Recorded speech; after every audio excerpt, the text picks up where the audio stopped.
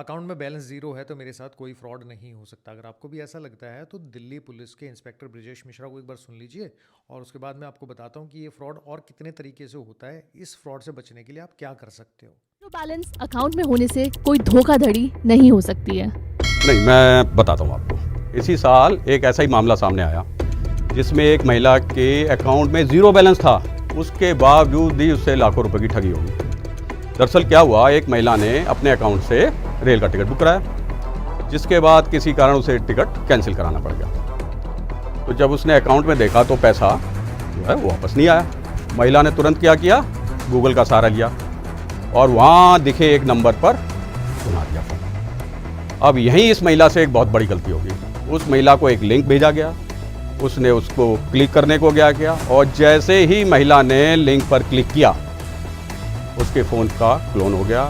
उसके बाद महिला के दूसरे अकाउंट से भी करीब करीब 3 लाख रुपए उड़ा दिए गए। और तो और वो जो क्रेडिट कार्ड था उसकी भी डिटेल लेकर लाखों का लोन ले लिया तो गया। जब भी कोई आपके साथ इस तरह के फ्रॉड करना चाहेगा, चाहे वो फेक डिलीवरी बॉय हो या फिर आपका किसी आईआरसीटीसी से रिफंड की बात चल रही हो या फिर कोई बैंक से आपका अकाउंट वेरिफिकेशन की बात कर रहा हो कि आपका अकाउंट ब्लॉक हो जाएगा, नहीं तो आप ये वेरीफाई कर दीजिए, तो वो लोग क्या करते हैं, पहले वो ओटीपी मांगते थे।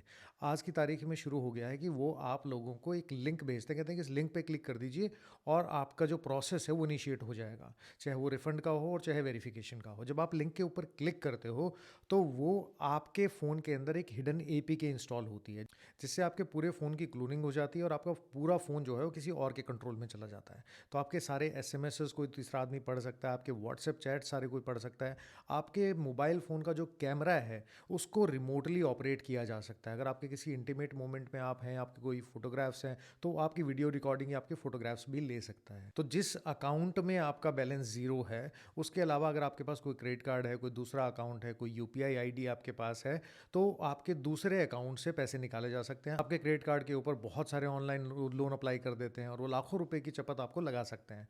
लेकिन प्रॉब्लम यहाँ तक नहीं है। प्रॉब्लम ये है कि अगर आपकी कोई फोटोग्राफ या वीडियो कोई इंटीमेट मोमेंट की उनके पास चली गई, तो आपको वो ब्लैकमेल करना भी शुरू कर देते हैं। अब उस ब्लैकमेल से बचने के लिए वो बोलते हैं कि अगर आप हमें पैसे नहीं दोगे तो आपकी ये वीडियोग्राफ्स हैं, फोटोग्राफ्स हैं, हम इसको आप ही के कॉन्टैक्ट लिस्ट में, आप ही के व्हाट्सएप ग्रुप्स में और साथ में सोशल मीडिया अकाउंट्स के ऊपर इसको वायरल कर देंगे।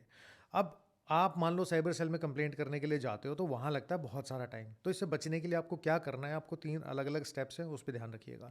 पहली चीज़ तो ये है कि जब भी कोई आपके पास इस तरह का एसएमएस आता है कि इस लिंक के ऊपर क्लिक कीजिए, उस लिंक के ऊपर क्लिक करने की कोई ज़रूरत नहीं है, क्योंकि ये लोग जब भी ऐसी कोई सिचुएशन होती है तो उसमें बहुत जल्दी करते हैं। जल्दी करने की ज़रूरत नहीं है। अगर आप किसी ऑथेंटिकेटेड बैंक से या एक्चुअल किसी गवर्नमेंट एजेंसी से बात कर रहे हैं, तो आप उसको आधे घंटे बाद भी कर सकते हैं। ज़रूरी नहीं कि आपको उसी टाइम करना है।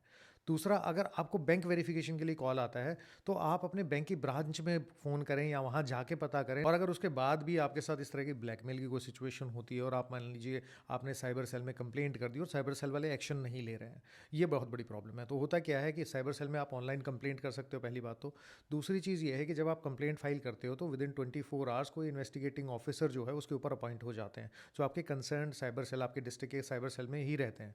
तो आप उनके पास जाके अप्रोच कर सकते हो कि इस पर एफआईआर रजिस्टर कीजिए। अगर वो एफआईआर रजिस्टर नहीं करते हैं विद इन 24 आवर्स, तो आपको इमीडिएटली अपने कंसर्न जुडिशियल मजिस्ट्रेट के पास मूव करना है। आप एक एप्लीकेशन बनती है सेक्शन 156(3) सीआरपीसी, उसके अंदर आप एप्लीकेशन फाइल करें और जो कंसर्न आईओ हैं उनको डायरेक्शन दिलवाएं कि एक तो उन लोगों को ट्रेस किया जा सके, जिस अकाउंट में पैसे गए हैं उन अकाउंट्स को फ्रीज किया जा सके और उन लोगों के वेयर अबाउट्स पता किए जा सकें। और किस तरह के किसी आदमी ने अगर आपको ब्लैकमेल करने के लिए इस तरह की वीडियो या फोटोग्राफ को सोशल मीडिया पर डाल दिया है, तो आप कंसर्न कोर्ट से under section 3 of intermediary guidelines 2019 वहाँ पे ऑर्डर भी ले सकते हैं कि वो जो प्लेटफॉर्म है, यानी जो गूगल या मेटा या कोई और प्लेटफॉर्म होगा, वो उन लिंक्स को और उन वीडियोस और फोटोग्राफ्स को वहाँ अपने प्लेटफॉर्म से हटाए और उनको बैन करे, ताकि वो आगे उनका सर्कुलेशन बंद हो सके। और उसके बाद भी अगर इन्वेस्टिगेटिंग ऑफिसर काम नहीं कर रहा है तो आप कंसर्न जुडिशियल मजिस्ट्रेट के पास एक कंप्लेंट अंडर सेक्शन 166A